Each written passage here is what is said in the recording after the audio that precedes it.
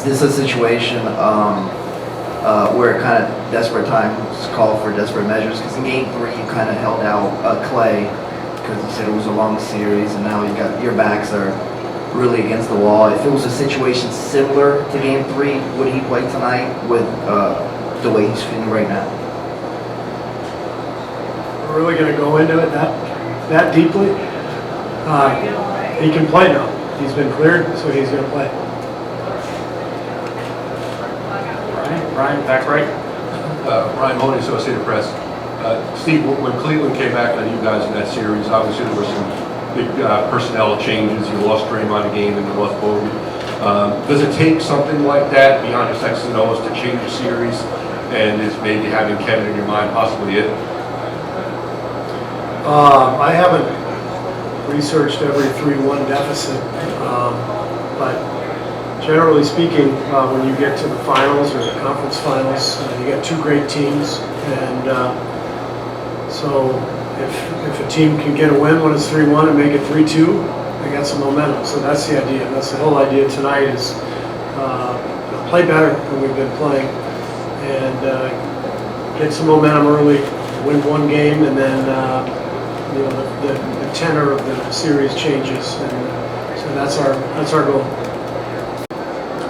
Well, even without having played, he's still such a huge threat, and he can get a shot off against anybody. And we'll see. I don't want to put too much of a burden on him. It's been a while. We don't know how it's going to go, how it's going to look. But just his mere presence makes a huge difference for us. And so we'll start him and play him in short bursts and see how he responds physically. See if his wind is okay, and as the game goes, we'll try to figure it out from there. Left side on the aisle over here. Steve, when you look at your bench tonight, who stands out as the X factor that could help you get over the line? I don't think there is one. I think we just have to play better as a team, and we're hoping that Kevin's return can sort of normalize the bench players' roles. It's guys get into routines in the NBA, and they're used to playing with certain combinations, playing certain roles.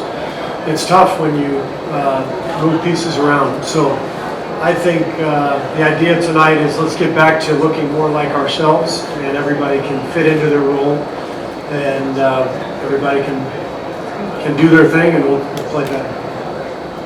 This group with Kevin coming back, what do you envision how that will affect what Andre's role will be as well as the center rotation? Well, Andre's obviously going to play a huge role in the game. He does in every game that he plays, and the center position, we've kind of played for years with a center by committee approach, and so we'll find combinations and we'll go from there. But I'm not going to sit here and tell you exactly what I'm going to do. Core over here, one. To piggyback off that a little bit, one thing we haven't seen you do a lot of in the series is play small, Draymond at center. I know you're not going to get too much detail, but just having Kevin back, I imagine, gives you the flexibility to do that more than you've been able to. I imagine that's a nice thing. Well, yeah, I mean, the strength of playing that way is the versatility and the scoring. So we have that option. We haven't really had that option so far in the series. We did it for a few minutes, I think, in Game 2. But yeah, we've got that as an option. All right, just raise your hand a little bit on 4. Coach, do you feel like Patrick McCaw being on the Toronto team gives them some sort of insider information, intel on your system, on your schemes? I'm sure Patrick's been giving them the entire playbook and the scouting report, and I have no idea.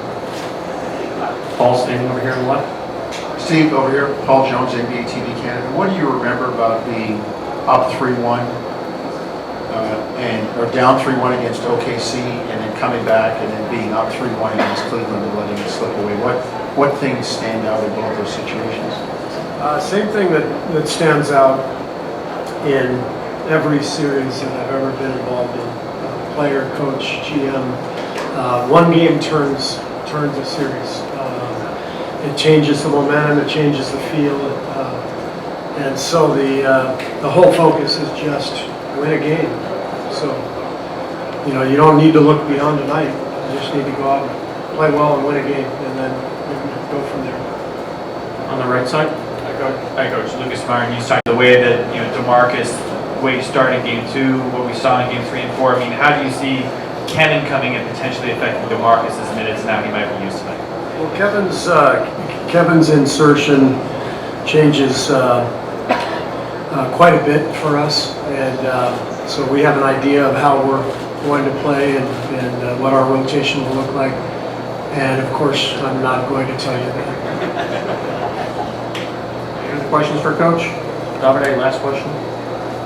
Coach, Davide Canella, what do you think is going to take you to beat the Raptors? Obviously, you're getting Durant back, and it's going to be a huge boost, as you said. But besides that, what do you think is going to take you past the Raptors? We've got to cut down our turnovers. We had 19 the other game, and we've got to improve our defense. I thought we played a good first half of defense, but it's going to require a full game of solid defense. We do those two things, I like our chances. Thank you.